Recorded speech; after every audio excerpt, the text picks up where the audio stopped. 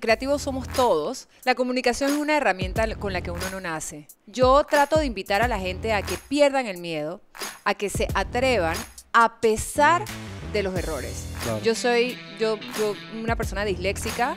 Me costaba siempre, yo puedo ver letras que se mueven. ¿Qué tal, familia? Y bienvenidos nuevamente a Personal Upgrade Academy, el podcast semanal donde tengo el privilegio de sentarme con mentes brillantes latinoamericanas para conocer sus historias y las herramientas que han utilizado para alcanzar el éxito personal y profesional.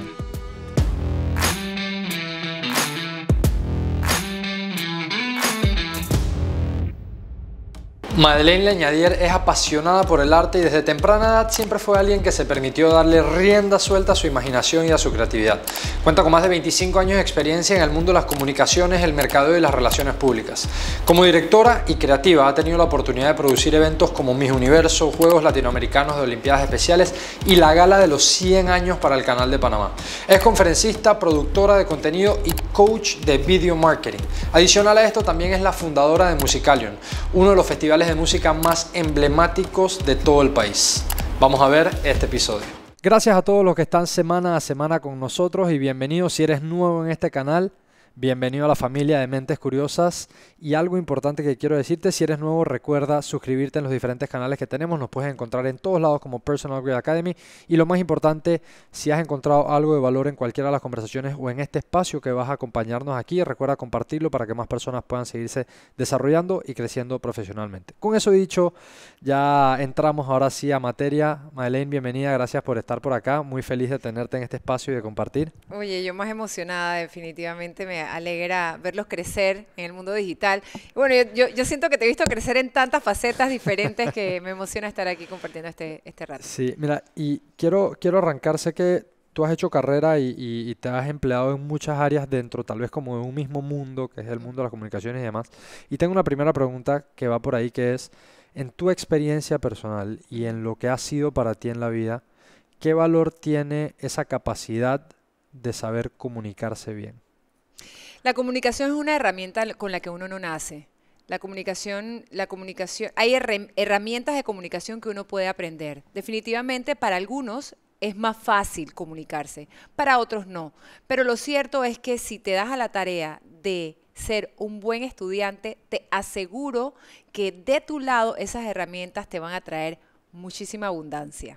Ujú. Eso es así. O sea, y es algo que obviamente como profesional en esa industria y como comunicadora social, me gustó lo que dijiste de que es una herramienta que se adquiere, pues muchas Sí. veces tenemos la perspectiva de que, wow, a ella se le da tan natural Sí, hablar. eso es porque ella está en la televisión, o eso es porque a ella le gusta hablar, o eso es porque es que no, esa persona tiene carisma. Es Es extrovertida. extrovertida, ella es creativos somos todos. Y la comunicación realmente son herramientas que uno puede aprender y como en todo, con la práctica, sí es verdad, hay gente que va a ser más ágil que otra. Es igual que En como el cuando vas aprendizaje, tal vez. y en el aprendizaje. Es igual que como cuando vas al gimnasio. Hay gente que en la clase de Zumba, por ejemplo, Ajá. le va a costar un poco más y hay otras que les va a costar un poco menos. Pero si tú eres dedicado y tienes disciplina, lo puedes desarrollar. Ujú. Entonces, yo trato de invitar a la gente a que pierdan el miedo, a que se atrevan a pesar de los errores. Claro. Yo soy una persona disléxica. Me costaba siempre, yo puedo ver letras que se mueven, la creatividad evoluciona en el papel para mí. Así que siento que si sabes enfocar tus habilidades correctamente y vas y adquieres, o sea, las que tienes, las impulsas o las proyectas y las que te hacen falta, las buscas y te haces un experto en eso que te hace falta. Porque a veces nos enfocamos mucho en lo que le tenemos gancho, pero no vamos en búsqueda de llenar esos vacíos que tal vez tenemos como personas y es natural tenerlos. Claro. Ahora, antes de seguir por esta línea, pero sí quería comenzar ahí, voy a echar ahora un poquito más para atrás. El arte sé que ha estado cerca de tu vida desde muy temprano, ¿verdad? Muy chiquito. El baile principalmente y luego la producción, no sé si teatro, tal vez, televisión, etcétera. Pero sí me interesa saber cómo llegó el arte a tu vida, porque he tenido aquí personas que han pasado, que me han dicho, lo que pasa es que habían artistas en mi familia. Y otras personas que me han dicho, no, lo que pasa es que el arte llegó a mi vida de tal y tal manera. Y desde una perspectiva personal, el arte a mí me ha impactado profundamente, ya sea teatro, cine, televisión, Sí. magia, etcétera. Y hay mucho valor en el arte para las personas que son creativas, artísticas, o el que trabaja en banca o en finanzas también le podría encontrar mucho valor al arte. Entonces, sí quería conocer eso en tu vida, cómo llegó el arte. Sé que fue a temprana edad, pero cómo llegó a ti. Es interesante porque realmente en mi familia no es que haya artistas. Mi abuela paterna era una persona amante de las artes, de las grandes artes, de las artes escénicas. Fue de las primeras que fundó un club de ópera. Irónicamente, Oh, hoy wow. estoy casada con un cantante de ópera. Yo a los probablemente 9, 10 años era la que iba con ella al Club Interamericano de Mujeres y metía, ella no sabía manejar en esos tiempos, era un Betamax, los tapes de Ajá. Betamax que a ella le llegaban, ella los pedía del Met en Nueva York y los colocaba. Y recuerdo que gracias a ella tuve la oportunidad desde muy pequeña, sí, como lo decías, a mí mi mamá, yo metía un pie. Entonces, en ese tiempo te decían, no, bueno, si ella mete el pie y desde la cadera, es mejor que la pongas en ballet para que entonces ella corrija eso. Y a todo mi barrio nos pusieron Le en tocó una ballet a academia. todo el mundo. Y bueno, hoy en día mi vecina de toda una vida, con quien bailé al lado, es una de las propietarias de una gran academia de danza aquí en Panamá, con muchísimas alumnas y ha graduado a importantes personajes hoy en día del ámbito de la danza en Panamá. Entonces, de esa manera como que me involucra muy temprano, a los 7 años, en el mundo de la danza, pero ya desde kinder, o sea, supongo que mis maestras, yo era muy musical y ya en kinder a mí me habían puesto como de principal en la obra, De ya los más niños, que esas sí, ya obras de son los niños, yo me acuerdo, o sea, yo era la jardinera que regaba las flores, yo hice lo que me dio la gana en el sí, escenario, me recuerdo un perfecto. espectáculo, esas obras de niños dan mucha Me risa. recuerdo que literalmente yo me recuerdo a mi maestra diciéndome, pero tú dónde inventaste este guión, de dónde lo inventaste. Yo fui feliz, Tú fluías nada más. yo fluía, hacía hice lo que me dio la gana, literal. Y más nunca me bajé. Lo cierto es que yo en el escenario me siento en casa. Y no importa dónde me toque, yo sí siento que el escenario es tan valioso que lo respeto desde todos sus ángulos. Si soy público, que a veces cuando eres público y conoces todo lo que estás pasando detrás, a veces hasta sufro, tengo angustia por la parte técnica, por lo que todo le Ujú. salga bien, por las horas de ensayo, etcétera. Cuando te toca estar y llevar adelante una producción, ser cabeza de una producción como productora ejecutiva, cuando tienes que dar direcciones como directora artística o productora artística que me ha tocado. Y al final sí, pues soy multiapasionada y tal vez por esos múltiples roles que poco a poco fui teniendo a lo largo de mi vida, tú dices y que bueno, pero este rompecabezas, ¿cómo se une? Y se une ahí arriba cuando de repente se te vienen los años y dices, wow, sí, yo le puedo hablar con autoridad a un músico porque toqué piano por mucho tiempo, Ajá. entiendo lo que un músico tiene que prepararse detrás, aunque no toque guitarra o no toque bajo, pero puedo comprenderlo. Entiendo de alguna manera al director de la orquesta, entiendo no canto, pero todos somos cantantes, aunque todos podemos cantar, aunque no todos seamos cantantes. Eso es muy cierto. Todos Todo el mundo tiene cantamos, algún tono. todos cantamos en la regadera Eso es cierto. Y en el carro. y en el El carro. carro da O un sea, poco más de pena porque la gente te ve, pero sí es verdad. Todo el mundo todos canta. podemos cantar. No todos somos cantantes. Todos podemos bailar. No todos lo hacemos de manera profesional, pero Ujú. el movimiento, la música, es algo que nos ha unido como humanidad desde Sí, nuestra históricamente, historia, es verdad. históricamente. Entonces, la danza y la música es un lenguaje universal. Entonces, Ujú, volviendo al tema, ujú. es como que, wow, todas estas cositas y cómo se arma este rompecabezas es así. Y cuando tienes la autoridad para hablarle a un bailarín, cuando tienes la autoridad para hablarle a alguien que está desarrollando un personaje, creo que también las producciones fluyen de mejor manera porque tienes esa capacidad y esa óptica de ver al talento y respetar su espacio. Y por el lado entonces de la producción, todos esos años en la televisión, que hace que te conviertas en una máquina muy muy como certera, porque el noticiero no va al aire a las 7 y 10, va al aire a las 7 o a las 6 o a la hora Ajá. que programación estipuló. Entonces, en televisión no hay margen, sobre todo en la televisión en vivo, que es mi mayor, digamos que mi mayor trayectoria está en la televisión en vivo, es una escuela de exactitud. Y de preparación, o sea, Y de preparación. el ir al aire es una... Yo me acuerdo cuando yo tuve la oportunidad también por varios años de estar en tele Sí. y de ir al aire, y de ir al aire en vivo y demás.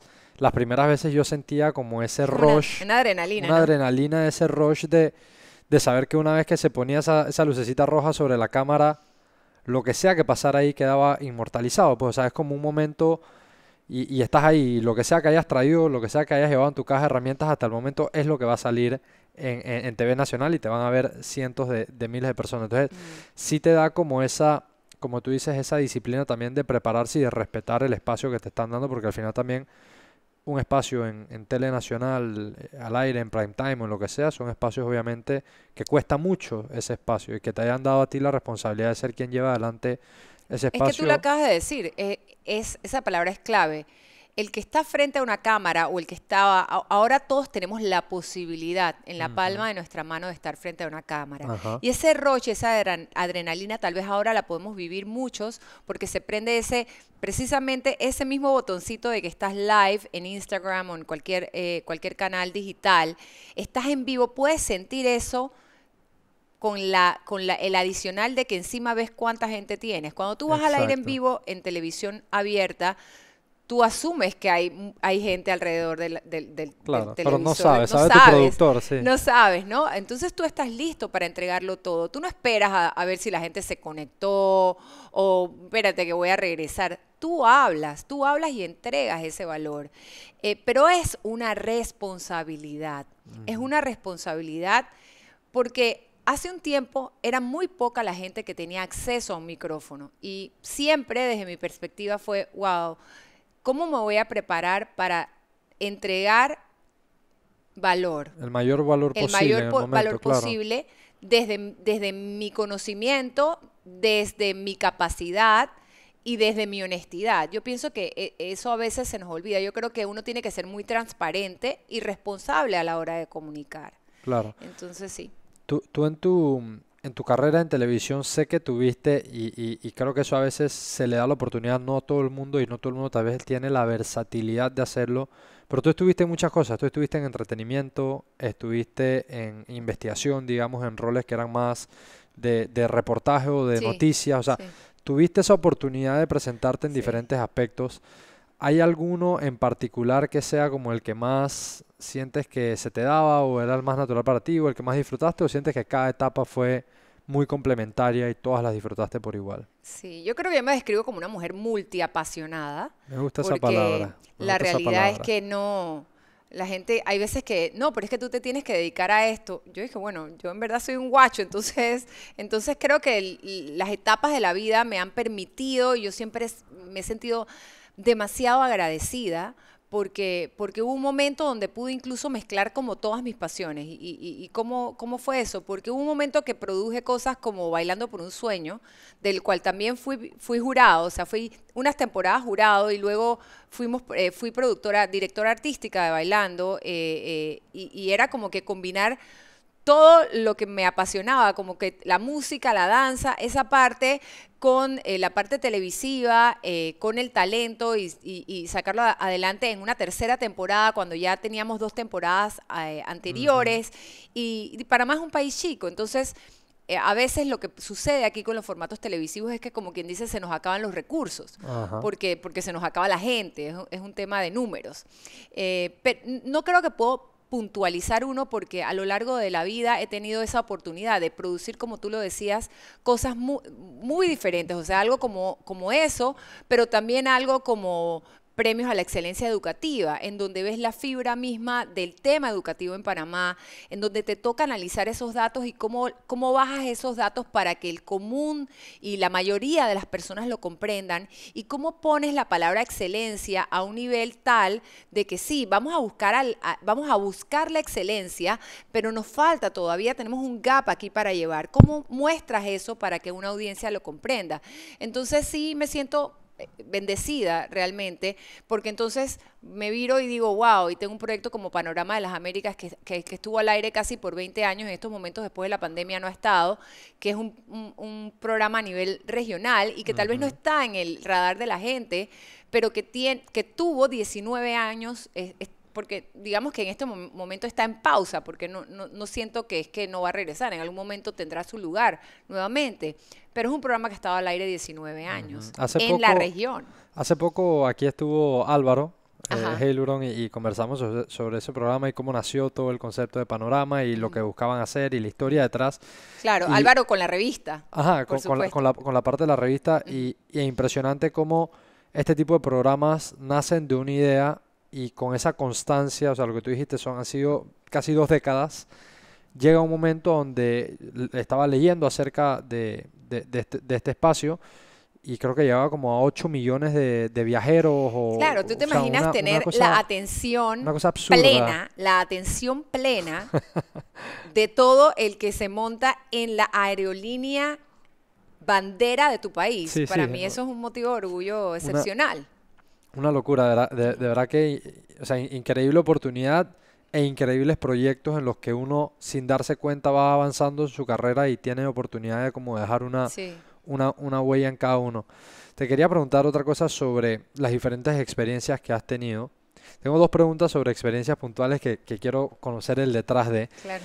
Uno de ellos es, ¿recuerdas y si me podrías contar esa historia, cuándo fue la primera vez que se te dio una oportunidad para entrar en televisión? O sea, ¿recuerdas cuándo fue, cómo era en aquella época el entrar a la televisión? Como tú dices, hoy día el tener una voz es más accesible porque tú Sí. puedes crear tu propio canal, y puedes tener tu propio perfil personal y expresarte y alzar la voz.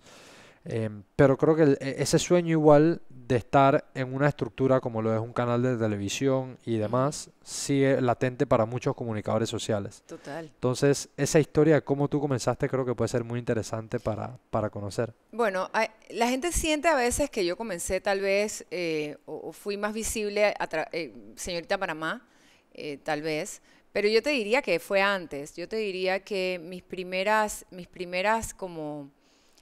ejercicios con la televisión eran en los programas de el gran Martínez Blanco. Me llevaban a esa pecera enorme llena de papeles esa fue mi primera relación con la televisión. Esa fue la primera vez que tú recuerdas haber salido Que, en televisión. claro, por supuesto, porque fueron muchas, me llevaban para sacar Las balotas estas, las ajá. tómbolas, Ajá. cuando las tómbolas eran piscinas, que tú Ok. siempre ponías a un niño o una niña a sacar, ajá. Muchas veces me tocó ir a RPC, a los estudios de la Avenida Nacional, a ver esto, a sacar estas papeletas, ¿no? Estos ganadores, yo de niña. Entonces, luego de allí, tengo que decir que mi otra gran oportunidad, y porque la quiero y ella lo sabe en el cielo, me la dio Nicky de Roy, porque Nicky, cuando de yo Roy. tenía como 17 años, precisamente porque bailaba y de alguna manera estaba involucrada en toda esta parte artística, eran los tiempos de MTV, y hoy la gente hace TikTok, yo hacía MTV. Ajá. Yo veía horas, no de MTV por la música, era que me aprendía todas las De la coreografías y eso coreografía. era lo que yo enseñaba en mis clases. Yo era profesora a los 15 años, entonces eso desarrolló en mí esa posibilidad también de enseñar desde muy joven y de compartir conocimiento. Y Nicky me dice, Made, ¿qué tal si tú haces la coreografía? En ese tiempo era Miss Mundo, lo que tenía RPC y era lo que manejaban en Physical. Y yo le ayudé a coreografiar el concurso que ganó en ese momento Diana Alfaro, que si en algún momento escucha este podcast, pues sí, una de nuestras reinas hermosas. Pero ellas eran mucho mayores que yo. Pero ver que tu creatividad y tus pasos salió de tu cabeza y que eso estaba en televisión nacional. Y a esa edad, o sea, Y a estaba... esa edad, hoy yo digo, wow, en verdad, ¿quién lo hubiese pensado? Yo, 17 años, habría. Entonces, Claro. esos fueron como mis primeros pininos. Cuando yo decidí concursar, yo recuerdo que Nicky era la última que me quería ir. Ella decía, ¿Serio? ¿tú estás segura? No. O sea, sí, era como que ella se sentía como entre la espada y la pared, ¿no? Pero mis mis ganas de concursar más allá por la parte del concurso, lo que tú quieras, era sencillamente porque la producción más grande en esos momentos en el país era Señorita Panamá. Claro. A la que venían los artistas de renombre, era Señorita Panamá. Era a nivel mundial, Miss Universo, cuando en el 86, cuando Miss Universo fue aquí, la gente no sé si se recordará, pero la que se presentó fue Gloria con Emilio Conga, casi que el debut mundial de cosas. Entonces, mucho pasaba en esos tiempos alrededor de este programa que tenía una audiencia a nivel mundial. Entonces, yo era a mí me interesaba la televisión. Para mí era interesantísimo ver cómo se producía uno de los programas más de mayor presupuesto en el país. Incluso cuando me toca viajar a Londres, mientras la gente estaba en otras cosas, yo estaba era con los que estaban produciendo el concurso. Estabas pendiente, aprendiendo. Y voy más allá. Al año siguiente, de vuelta a mi universidad, le escribo a los directores artísticos de Miss Universo, porque yo fui a Miss Mundo. Les escribo y les digo, hey, si tienen chance para una pasantía, a mí una empresa que se llama Guy Rex, si tienen chance para una pasantía, me encantaría hacer un summer intern con ustedes, una carta, en esos tiempos era de carta. Tú reaching out, esta parte es importantísima porque creo que yo, hay un valor en yo levantar la mano y decir... A los 20 años, ¿ok?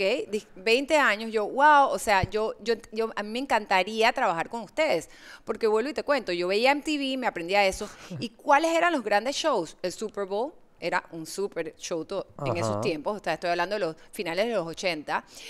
Los concursos, Miss Universo sobre todo, sigue siendo un programa a nivel mundial, ya no tiene la audiencia que tenía en esos tiempos, pero en ese momento era top. Las latinas habían ganado muchos años seguidos, la gran Bárbara Palacios, que hoy en día tengo que decir que es de mis grandes amistades de la pandemia, aunque ya la conocía, pero ahora tenemos una amistad más cercana, y era algo como muy que estaba en el limelight en ese momento. Entonces yo le escribo a esta gente, y bueno, ellos me contestaron una carta diciéndome, oye, muchas gracias por tu nota, en estos momentos no tenemos ninguna apertura, ninguna vacante para que alguien venga a hacer un tipo pasantía, intern, pasantía, pero gracias por tu carta, Mi mamá guarda de todo. Todo. ¿Cómo es la vida? 2003, Miss Universo Panamá.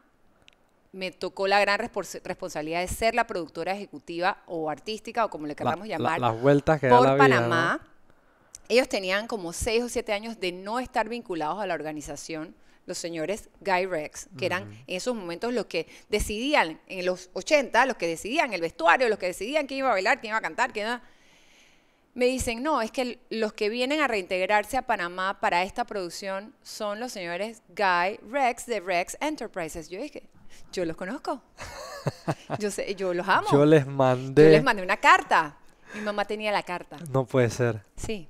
Qué increíble. Y cuando esos señores pisaron Panamá, que además, ¿sabes? Se convirtieron además en mis muy buenos amigos, y yo les enseñé la carta, ellos no lo podían creer. Claro. Me firmaron la carta, yo por muchos años la tuve en mi oficina, y bueno, ese es el recordatorio. Ahora la gente dije, no, porque yo voy a manifestar, porque, bueno, supongo que eso es una gran forma. Esa es una forma de visualizarlo. Y que me hubiese dicho a mí que yo que iba a tener esa oportunidad, pues que iba a tener la oportunidad como de trabajar directamente adentro de la organización años después. Qué increíble, qué increíble. Sí. Me gusta mucho el tema de que, por más de que, y cuando me lo cuentas, sí, es un long shot que una pelada de 20 años levante la mano y diga, hey, yo quiero estar allá adentro trabajando, que una super organización, corriendo un programa así. Muchas veces uno pensaría, no, ni para qué mando la carta si esa gente no va a tener tiempo para mí. Entonces... No, y era cartas sobre, sí. Ahora mandar un email, imagínate, y a veces la gente ni el email se atreve a mandar, o ni el WhatsApp, por miedo a que te dejen, que te dejen en read, que no te responden el email. Pero el haber tomado ese long shot, que sí, no se dio en su momento, pero cuando se te da la oportunidad más tarde y tienes esta historia con las personas que seguramente inmediatamente te une a esas personas, como que tienes un vínculo distinto, me deja eso a mí para pensar de que por más de que se parezca o se vea como un long shot, siempre vale la pena. Total. Y mira, la vida me lo ha reiterado en muchas ocasiones, y son historias muy así como que tú no te las imaginas. Muy cerca de ese suceso de esa carta, por ejemplo, después de haber ido a Miss Mundo y haber regresado a la universidad, yo me quedé acá un semestre precisamente para poder ir al concurso. Me perdí un semestre, estaba en arte. Cuando tú dejas ciertas disciplinas, o sea, no es lo mismo que carreras, digamos, más convencionales. El arte también, a veces la gente no entiende cuando, sobre todo los jóvenes que optan por carreras artísticas, creo que ya tenemos como padres esa mente un poco más abierta, pero son carreras que demandan mucho, porque por lo general el arte es subjetivo. ¿Y cómo tú calificas algo tan subjetivo? Sí. O sea, yo en la universidad tenía compañeras que pintaban hermoso, pero bueno, de repente a su profesor no le gustaba. O en una carrera como danza, si te dicen, bueno, yo quiero que mañana esa pierna tú me la alzas a 180, a 90 grados, no, yo la quiero a 180, yo la quiero por acá arriba, por acá, porque cada vez la presión por la perfección, que no existe, es mayor. Entonces, es tan difícil, las carreras artísticas son supremamente difíciles de evaluar desde mi perspectiva. Y bueno, como yo dije, bueno, si ya yo fui para allá, si ya yo escribí esto, si ya en los tiempos que no había las facilidades que hay hoy en día, yo dije, ay, bueno, habían unas audiciones, mi primer semestre en la universidad, la chica que estaba al lado mío en la facultad de danza, ella cuando cerró su locker me dijo que se estaba yendo para Disney. Y yo dije, wow, ¿y qué? What are you gonna play in Disney? ¿Qué character te toca? Ella dijo, voy a ser Mickey Mouse. Wow. Yo dije, mentira. O sea, como que el locker de al lado te esté diciendo esto. Tú dije, qué loca, ¿no? Dije, no, sí. Es que yo, aquí yo me gradué de TCU, que hay mucha gente en Panamá que ha ido a Texas Christian University. Y la universidad tenía todo el mundo conoce a las Dallas Cowboys cheerleaders. Bueno, TCU tenía un súper batallón, digamos, de chicas, que bailan como tipo line dance kicks, etcétera, ¿no? Ella había sido capitana, etcétera. O sea, tenía un súper currículum. Y esas cosas que se te quedan en la cabeza. Es que no, es que Disney audiciona cada cierto tiempo, etcétera. Yo, wow, Disney. Y yo también, o sea, si tú me preguntas, o sea, MTV, Disney, todo era como parte de mi mundo, ¿no? Y bueno, en efecto, me enteré de las audiciones. Yo iba con todos los americanos. Ellos iban muertos del estrés. Yo iba sin cero estrés porque yo no tenía green card. O sea que yo sabía que aunque a mí me eligieran, yo no podía optar. Pero sí que fuiste por la experiencia, ibas como para por la experiencia. Okay. Entonces, dije, ¿cómo se siente audicionar para una compañía como esta? O sea, ¿cómo se siente audicionar con 300 personas? 19, o sea, te estoy hablando de esto, 19 años, ¿no? ¿Cómo se siente llegar a un escenario y audicionar así? Que te monten 18 tiempos de una coreografía y que tú audiciones con tu tag aquí que dice tu nombre y te digan muchas gracias por venir. Gracias. Thank you very much. Te avisaremos. Con tu headshot, y tú, fantástico. A mí me parecía una adrenalina espectacular y una gran experiencia. Entonces, bueno, yo sabía que no podía optar para eso, pero gracias a esas audiciones me enteré que Disney tenía unas becas, pero que entrevistaban a la gente que optaba para las becas en diferentes universidades, en una serie de estados. Ellos tenían como una serie de universidades en ese tiempo. Justo después de Miss Mundo, cuando regreso a la universidad, en mi universidad hicieron una serie de entrevistas. Acababa de contestar en Miss Mundo. Yo me sentía preparada para contestar esa entrevista. Es la mejor entrevista de trabajo que he tenido hoy a los 53 años. Qué locura. La mejor entrevista de trabajo que he tenido en mi vida. Qué locura. Porque me preguntaron lo que más nadie nunca me preguntó en la vida. Pero adivina, yo saqué 5. Yo me paré de ahí y dije, no, si es que yo saqué 5 con estrellita y carita feliz. Y así fue, me gané la beca. Wow, qué cool. Me gané la beca, éramos 2 personas de mi universidad que nos ganamos la beca. Ahora pregúntame, no me quedé en la beca. ¿Por qué? Bueno, porque cuando llegué como que, yo dije, esto sí, yo lo inventé, pero cuando llegué, como que, no sé, no me hallé. Yo dije, no, esto no voy a perder otro semestre más. Claro, ya habías tomado la experiencia de Miss Mundo. Exacto. Okay. Hay veces que digo, ¿será que me tenía que quedar? ¿Será que no me tenía que quedar? ¿Y No lo sé. qué tiempo estuviste? Por lo menos. Estuve una semana, 10 días probablemente. O sea, poquito, en verdad. O sea, tomaste la decisión rápido. Sí, tomé la decisión muy rápido porque la persona con la que vivía no la vi creo que hasta el séptimo día. Era una cosa así como muy...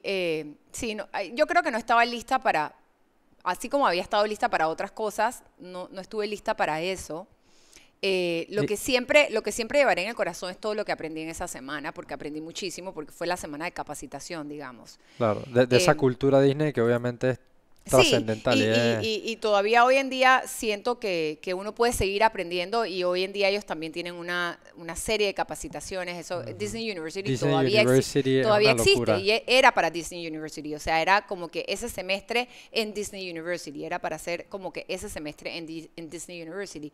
Pero todas son experiencias que sí, incluso Panorama mismo, Panorama de las Américas, cuando nosotros lo presentamos y no era que había un requerimiento o que nos llamaron, ¿no? Nosotros fuimos con una caja a decir, mira, se nos ocurre esto, pensamos que esto puede ser una excelente oportunidad para Copa. El nombre que me recuerdo que presentamos en ese momento se llamaba Destinos Mundiales o algo por el estilo. Fue el nombre como de trabajo y luego ellos decidieron que que el producto per se llamara Panorama, tanto para el producto impreso como para el producto, Para la parte para el producto en video, audiovisual. pero no fue Ajá. como que nos vinieron a buscar, no. Yo creo que uno a veces se sienta a esperar que las cosas pasen y no vas a buscar lo que estás soñando. O sea, no haces la tarea, no te atreves, pues no te echas al agua. Claro, ahí lo dijiste todo. No te atreves. O sea, uno tiene la idea en su cabeza, hay algo que no te deja dormir, hay un proyecto que tienes engavetado, hay algo que está ahí que te llama, o sea, que tú sabes Sí. y te susurra y está en la parte de atrás de tu cabeza, pero no nos atrevemos. Ujú. Y eso, creo que el atreverse es lo que al final, cuando pasen los años, te haya salido o no te haya salido, te va a dar la tranquilidad de saber, fui y lo hice. Total, es que le tenemos tanto pánico a los errores. Pánico. Sí, al no, al fracaso. Sí, al fracaso y es lógico, pues, porque no nos acordamos. Yo te aseguro que te acuerdas en este momento, yo te digo, ¿te acuerdas en cuántos exámenes de tal cosa fracasaste? Y te vas a acordar de los que fracasaste. Pero seguramente fueron muchos más en los que no fracasaste. Y de esos no los tenemos tan claros. Entonces, cuando no tenemos nuestro banco de fortalezas, yo le he puesto ese nombre, nuestro banco de fortalezas claro, no podemos acceder a él en el momento que se nos mueve el piso. Porque a todos se nos mueve el piso. O sea, tú puedes estar acostumbrado a presentar tus proyectos en un salón de reuniones, en donde siempre te va bien, hasta Ajá. que llega un día que te mueven el piso, que alguien entra con mala energía y lo que tú pensabas que iba a ser un éxito, repentinamente se vuelve gris. Te entra tal inseguridad que la próxima vez que entras a ese mismo espacio, no entras con la misma seguridad que tenías antes de que ese suceso hubiese pasado. Entonces, pero cuando tú te recuerdas, mira, lo que pasa es que esta es una vez, pero las otras 20 veces que yo he estado aquí, yo la he votado, o sea, la he sacado del estadio. Entonces, tienes que tener muy claras tus fortalezas y trabajar entonces en esas áreas en donde tal vez necesitas refuerzo. Claro, ir desarrollando esas partes que son debilidades que obviamente al fortalecerlas, tal vez nunca se va a volver tu fortaleza como las cosas que se te dan más natural, pero sí tienes la capacidad de ir adelantando un poquito esa habilidad hasta que te sientas por lo menos cómodo y sientas que te soporte. Em, eh, Luego de la pregunta que te hice antes, que te dije que habían dos preguntas que quería hacerte sobre las diferentes experiencias que has tenido. Una la mencionaste, que es la parte, y me gustó que lo hayas mencionado porque me pareció súper interesante el cuento de haber trabajado en la organización para Miss Universo. Y sé que también años más adelante creas un producto que se ha vuelto para Panamá uno de los festivales de música más grandes del país, en donde va todo tipo de artistas, reúnes a familias de todo tipo de clases sociales y la gente vive la experiencia de un musical y de música en vivo y demás. Cuando piensas en lanzar un proyecto así, ¿verdad? Cuando, no sé qué tiempo habrá estado esa idea dándote vueltas en tu cabeza, pero cuando nace esa idea de crear Musicalion, obviamente esa idea tienes que, para hacer la realidad, apoyarte en muchas personas, porque al final Total, nadie construye algo grandioso solo. O sea, totalmente. y es importante lo que tú dices de buscar fortalecer debilidades que uno tiene, pero también en esas debilidades hay personas que si ya lo tienen como fortaleza, entran y te levantan your game, they step up your game. Entonces, quería conocer cuando creaste Musicalion y cuando estabas desarrollando Musicalion, qué importancia o cómo hubo esa dinámica de formar un equipo que te ayudase a realizar un sueño como el de crear Claro. Musicalion. Primero te tengo que decir que I'm a team player. Yo creo que un buen productor tiene que valorar a su equipo. Y como se comporta la cabeza, se comporta el equipo. Pero hacer equipo. O sea, no estar por ahí arriba sin saber. No, en realmente estar ahí. O sea, a mí me gusta trabajar. O sea, En las trincheras ahí con yo todo el estoy ahí. mundo. A Claro. mí, tú me vas a encontrar en el controles. No dije que yo voy a estar paseando por ahí. No. O sea, yo estoy ahí, al pie del cañón. Así. Es así. Musicalion no es un proyecto mío. Musicalion realmente ya ni siquiera es un proyecto de la fundación, yo digo. Es un proyecto de Panamá. Porque al final la gente, tanto en el escenario como la gente que va y lo disfruta, son las que verdaderamente hacen que el festival se sienta como se siente. Claro, sí, que tiene una energía increíble. Muy hermosa. Entonces, ¿cómo surge? Ya tú me has escuchado hablar de, creo que no te he hablado, en mi cabeza nunca, sí cosas chicas, pero por ejemplo, en televisión siempre hice como que programas diarios en vivo, o, ¿sabes? Eventos especiales, siempre, creo que por venir de ese lado artístico, en desarrollo, por haber tenido una maestra maravillosa que a los 15 años nos decía, ok, tenemos un festival de jóvenes coreógrafos y que siempre nos permitió sacarnos de la cabeza lo que teníamos. Y yo aprendía que si yo practiqué, yo tengo esto en la cabeza, yo lo voy a sacar, lo voy a hacer con con 10 niñas, las tengo que vestir así, la iluminación va a ser así, aunque fuese muy puntual, algo prácticamente recortado con las manos, eran las bases para poder crear hoy cosas más grandes y la confianza.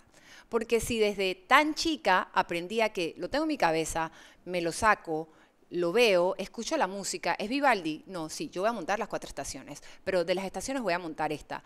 Y esta es la gente, y yo elegir, y esta es la gente que voy a usar de la escuela, y voy a participar en el festival, y si me gano el festival, voy a ir a Costa Rica. Entonces ya vas haciendo el ejercicio, y entiendes que si hay ensayo, y entiendes que si hay una idea, y la idea la validas, y la ensayas, el ensayo, la ensayas. Prepararse, claro. Prepararse, es lo mismo que cuando vas a hablar.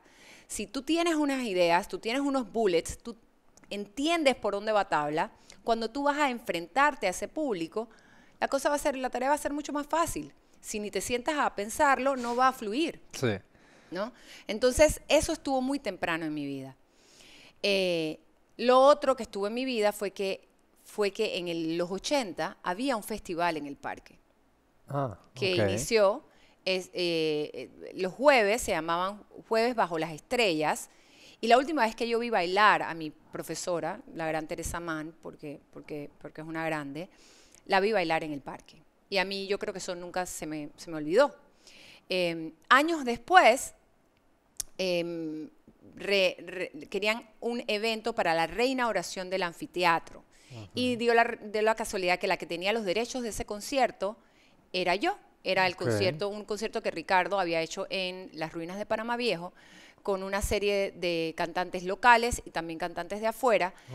Y cuando hacemos la puesta en escena para la reapertura del anfiteatro, yo como que reviví todas esas cosas de infancia, pero adicionalmente habrán ido como 1.500 personas y la gente lo quería.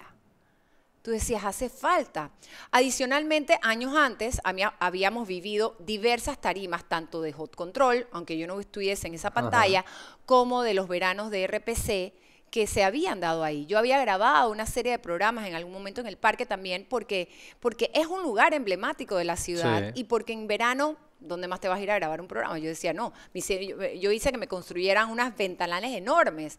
Y ya te estoy hablando de esto a principios de los 90. Entonces, el parque siempre había estado como ahí en mi corazón. Cuando esto sucede, y yo le digo a Ricardo que yo soy soñadora, pero él me gana.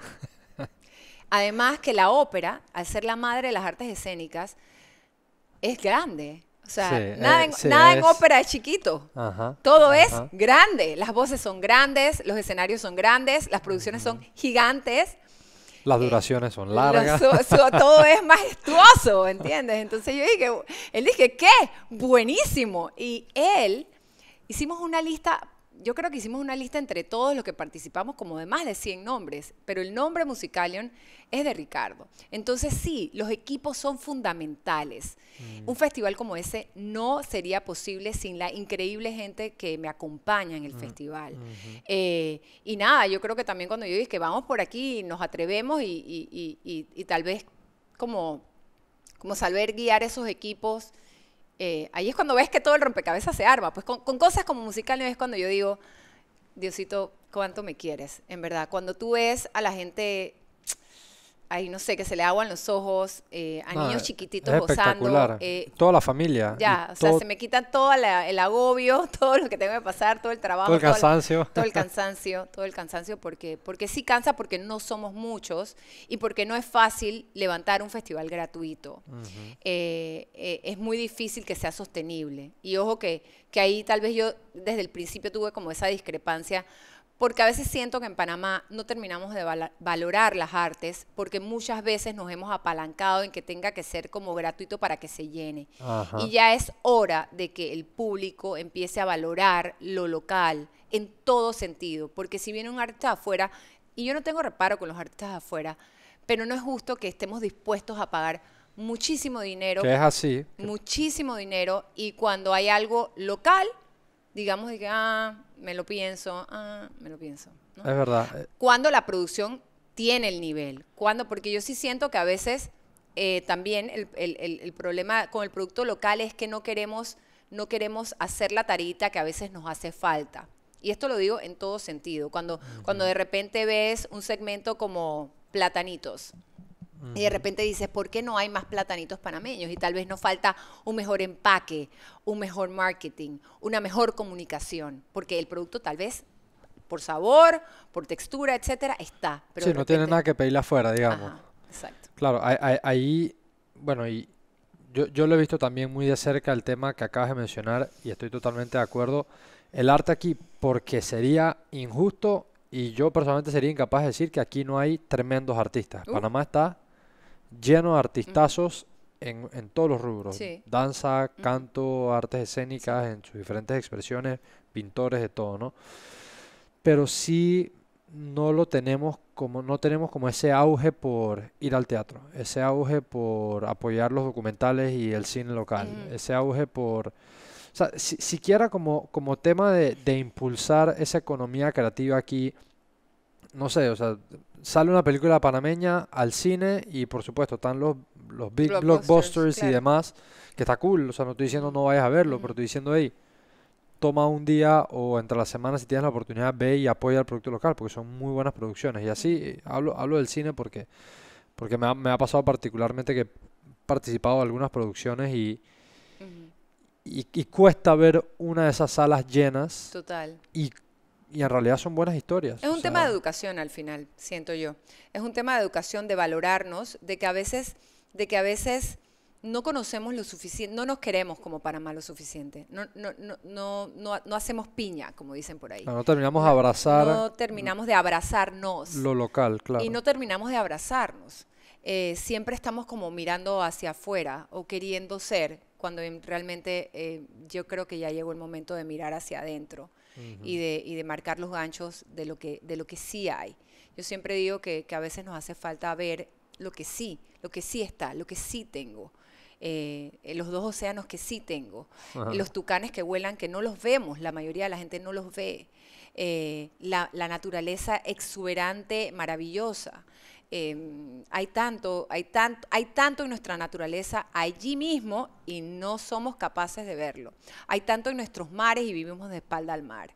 Entonces, creo que nos hace falta abrazarnos entendernos un poco más, entender por qué tenemos ese divorcio, qué nos pasó, qué nos hicieron, porque eso tampoco lo entendemos, no lo hablamos, no hay suficientes espacios para provocar esos debates, para entender qué pasó cuando los piratas vinieron, para entender cuánto tiempo se quedaron, como dice mi querida amiga la espía de historias, ¿no? Entender qué hicieron, porque aquí pensamos que fue bonito y no fue para nada bonito. Entonces tal vez tenemos que entender mucho más la historia de lo que pensamos hasta ahora. Entender cómo el canal, sí, está y es lo máximo, y nos partió, y cómo nos partió, porque está en la mitad. Pero está ese bosque alrededor y lo conocemos su historia, conocemos, y cuando los franceses, yo tengo un nombre francés, un apellido francés, mis bisabuelos vinieron con el canal francés, establecieron la primera fábrica de hielo en el lado atlántico. ¿Sabemos cómo fue la época de los franceses aquí? ¿Llegaron a ser los franceses realmente más que los panameños? Pues porque sí, eran más franceses en un momento. ¿Cómo se murieron todos? ¿Cómo era? ¿Se ahogaban del calor? ¿Cuántos mosquitos había? Había muchas mariposas. O sea, pero todas esas posibilidades y ese conocimiento me lo ha dado el crear documentos audiovisuales para estos momentos. Y el tener que indagar y buscar esa información. Y el tener que indagar, pero esas preguntas, el panameño de a pie, y ojo, el panameño de a pie se debe hacer estas preguntas maravillosas, porque todos somos de esta tierra. Mira, la Torre Eiffel. Todo el mundo piensa en París, piensa en la Torre Eiffel. La gente que piensa en Panamá, fuera de Panamá, piensa en el canal. Yo me siento orgullosísima del canal, pero no sé si ese sentimiento lo tenemos todos. Claro. Digo, es una de las maravillas del Sí, mundo. Y pero de aquí la nosotros no vamos a los otros lugares y decimos, soy canalero, como dice una de los hashtags del canal. No lo decimos con ese orgullo. ¿Por qué será? Entonces creo que hace falta, y por eso te felicito por un espacio como este, porque es una manera también como de expresar y de poner sobre la mesa cositas que tal vez nos hace falta revisar. Claro, y ahora que lo dices, uno de los propósitos de este espacio es conocer cada semana historias de panameños que de una forma u otra en sus industrias han encontrado formas de construir éxito y han encontrado formas de ir recopilando herramientas de sus vivencias, que al final cuando escuchas las historias semana a semana, y yo que me estoy sentando todas las semanas con personas, te das cuenta que hay demasiadas similitudes. O sea, sí, claro, tú viniste de tal papá y de tal mamá, y el otro vino de tal papá y de tal mamá, pero al final esa experiencia que vivimos como panameños, hay muchas cosas similares. Tú creciste en la ciudad y entonces en los 80s y 90s viviste esto y pasaste por esto, y hay muchas similitudes ahí que nos hacen, como tú dices, ese panameño que a veces nos sentimos desidentificados de ser panameño, pero hay esas vivencias, y así mismo nos ha pasado porque nos escuchan también en varios otros países de Latinoamérica, que sí, cada historia y cada país tiene su historia, pero el latino, en Latinoamérica tenemos white, así, cuando te vas horizontal, el latino es muy similar. O sea, Sí. tenemos historias similares en países Sí. similares, con vivencias similares, Sí. con culturas similares, con ese sabor Sí, sí, sí. similar que tiene El calor. que tiene el latino, ¿no? Entonces es importante seguir aprendiendo de las personas y de las historias que tenemos por contar.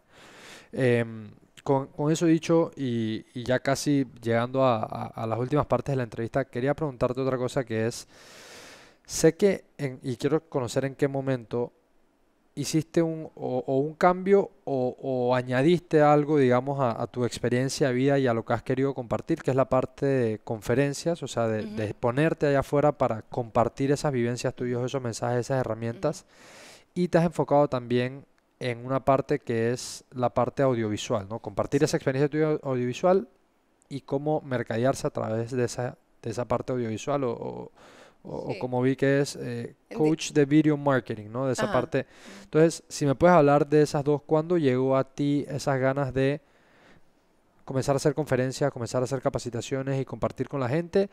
¿Y cuándo decidiste comenzar esa parte de, hey, yo tengo una serie de herramientas en donde te puedo ayudar a contar una historia aparte de una forma audiovisual, y eso te puede ayudar para impulsar un producto, un mensaje, una marca, lo que sea?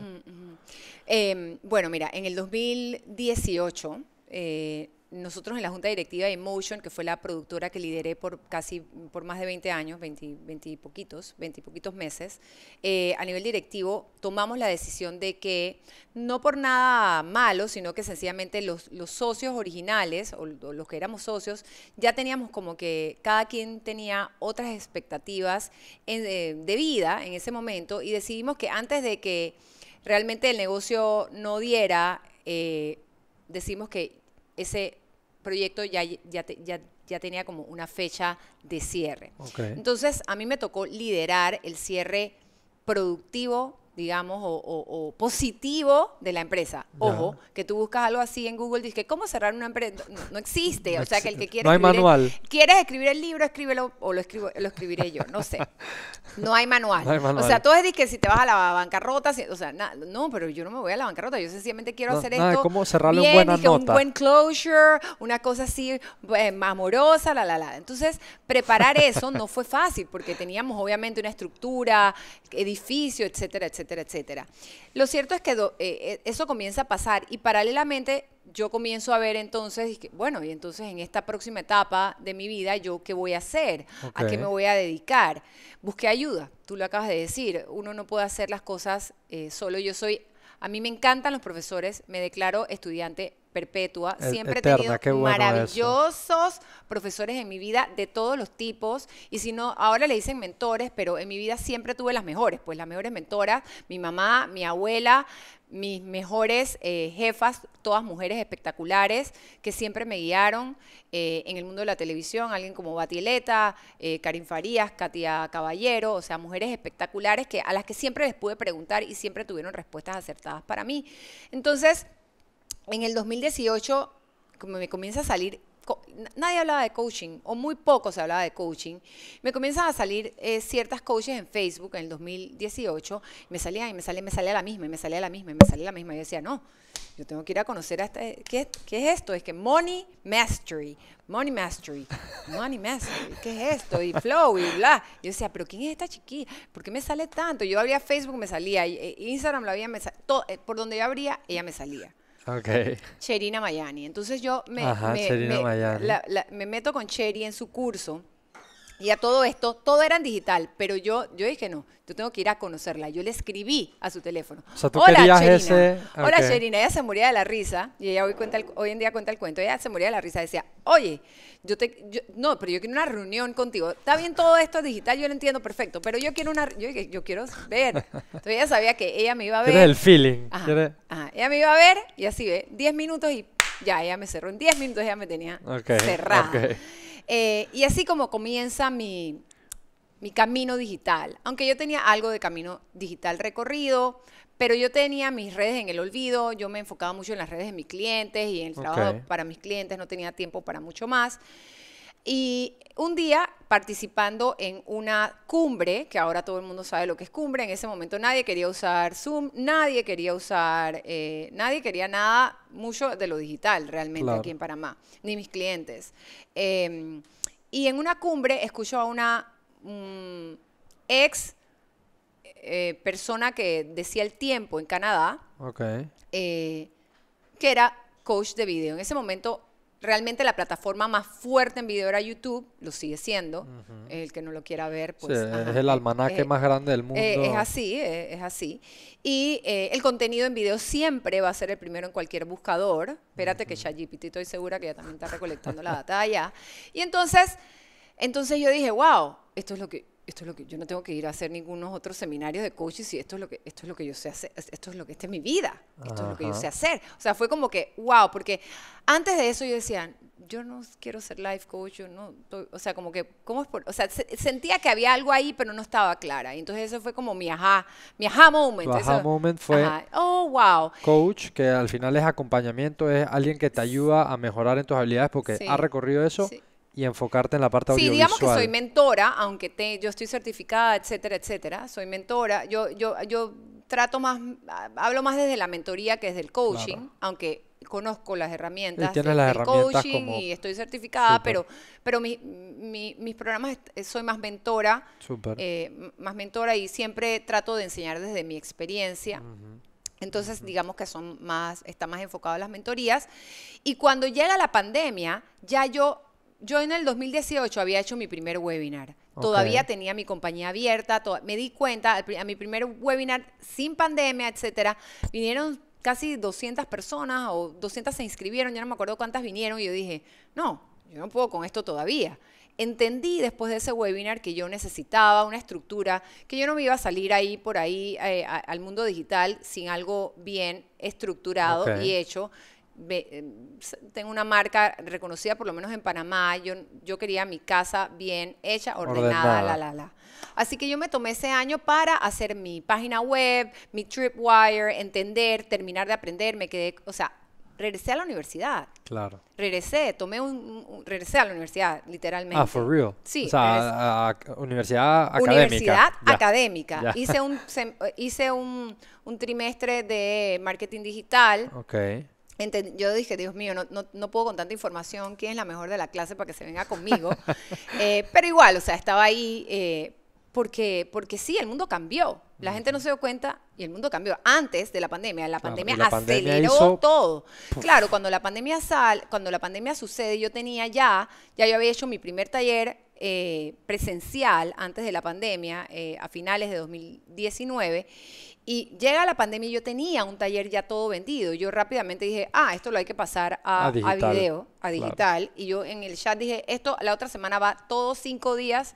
Vienen 5 días, el webinar, el Zoom, ya yo manejaba Zoom. Claro. Mis pocos clientes que lo habían aprendido a manejar conmigo me lo agradecieron enormemente. Así que bueno, la pandemia lo que hizo fue acelerar mi proceso, pero ya yo tenía mi página, mi carrito, todo listo. Y el de los clientes, su adopción también, porque le tocó al cliente abrazarlo de todas maneras. Entonces, claro, fue un año muy fuerte para mí en el sentido de que, obvio, como estaba mi manera de salir a ayudar fue... Ok, tú necesitas entrenamiento. Yo hice más de 250 horas de directos porque tenía mucha gente que podía ayudar. Tenía un segmento dirigido al bienestar que se llamaba El Arte de Amar, que fueron con los directos con los que yo empecé en Facebook originalmente y que los había movido para Instagram y que los mantuve durante la pandemia y invité a expertos de toda Latinoamérica a hablar y a dar herramientas concretas para poder superar las diferentes etapas que vivimos durante la pandemia. Los miércoles me dediqué a todo el tema de emprendimiento, a todo el tema de negocios, y los viernes los dedicaba a viernes de video, a todo el tema de video. Claro que el video fue cobrando importancia con los meses, o sea, Instagram lanza Reels a finales del 2020, ya entonces TikTok empezaba a aparecer. Yo mandé a mucha gente a TikTok que creció mucho sus cuentas y era como la zona de liberación. Yo les decía, claro, siéntete libre. Ve allá a hacer tú, explota tu creatividad, Me arrepiento de yo no haber tenido el tiempo para haber crecido mi TikTok en ese momento, pero porque en ese momento yo me tuve que sentar a generar el contenido de todos mis cursos. Claro. Hoy en día me siento pues súper contenta porque he llegado a más de 5,000 mujeres en toda Latinoamérica a través de mis diferentes formatos. Al final son formatos en video y nada, pues qué te digo, estoy acogida por mi comunidad, todo se lo debo a esas mujeres maravillosas. Y en el 2020, pues durante la pandemia también escribí mi libro que luego lancé en el 2021 que se llama Me Atreví. Y se llama Me Atreví porque la gente dice que tengo esa capacidad de empujar a que se atrevan a hacerlo a pesar de... Pero adicionalmente, porque cada vez que una mujer publicaba o alguien que tomaba mi curso publicaba un video, el primer chat que me mandaban era, es que madre, no vas a creer, me atreví a hacerlo. O sea, de ahí vino el concepto. Y ese me atreví lo vinculo, si nos vamos un poquito para atrás, con la carta esa que escribiste y dijiste, a pesar de que es un long shot, me atreví a mandar la carta. Me gusta. Bueno, Made, ya ahora sí, casi cerrando la entrevista, te voy a hacer una última pregunta. Wow, ¿es verdad? Es una pregunta... Estamos bien, entonces, porque yo sí hablo. Estamos bien. No, y es que si no fuera por yo darle formato al programa, me puedo quedar hablando horas porque de verdad que me disfruto cada una de estas conversaciones. Pero para cerrar te voy a hacer la siguiente pregunta. Es una pregunta hipotética, ¿no? Y es la siguiente. Hoy día, Made, con quien estoy conversando, tiene una serie de aciertos, errores, fracasos, experiencias vividas, cosas buenas, altas, bajos, de todo, ¿no? Pero si bien es cierto, si miras hacia atrás y tiras el cassette hacia atrás, hay momentos puntuales que podrías recordar a donde has tenido mucha incertidumbre, donde no has sabido qué va a pasar, cómo lo vas a hacer, cómo lo vas a lograr, etcétera. Pero de una forma u otra somos tan resilientes que todos esos altos y todos esos bajos, bajos, bajos los hemos superado. Pero si tuvieses la capacidad, hipotéticamente, de ir al pasado, encontrarte con esa madre más joven, en un momento de mucha incertidumbre, y con esa experiencia que tienes hoy, dejarle un consejo a esa madre más joven, ¿qué le dirías? Wow, está dura esa pregunta. Mira, lo primero que te tengo que decir es que sin errores no hay crecimiento. Un error, lo único que pone frente a ti es tu capacidad de mejora. O sea, si lo hiciste al 20, sabes que tienes 80% por mejorar. Si lo hiciste al 90, te queda menos, te queda 10. Pero si lo hiciste al 20, me parece súper lindo porque tienes la posibilidad de crecer. Si te lo quedas en tu cabeza, las ideas pueden ser solo eso, buenas ideas. Yo creo que yo no iría atrás a cambiar nada, porque las lecciones son lecciones y uno las necesita para crecer. Sin lecciones, sinceramente, creo que no sería tan divertido. Ahora, tal vez lo único que cambiaría un poco sería que cuando uno está joven, digo, yo soy acelerada a esta edad todavía, pero en esos tiempos era más acelerada. O sea que aprender como a escuchar un poco mejor, y si tal vez dejé ir alguna oportunidad, fue por eso, por no haber entendido y tal vez por mi falta de escuchar, entender. A veces oímos y no escuchamos. Súper. ¿No? Y es importante dar ese espacio y hacer más espacios para el silencio. Hoy soy una gran advocate del silencio. Sí, tener los espacios para uno mismo. Sí, y para esos espacios para realmente poder integrar. Hay veces que las cosas van tan rápido para poder integrar toda la información y tomar mejores decisiones, ¿no? Súper. Bueno, Made, te agradezco muchísimo el espacio compartido. A todas las personas que nos escucharon, que nos vieron, que están aquí acompañándonos semana tras semana, bienvenidos, gracias por estar con nosotros.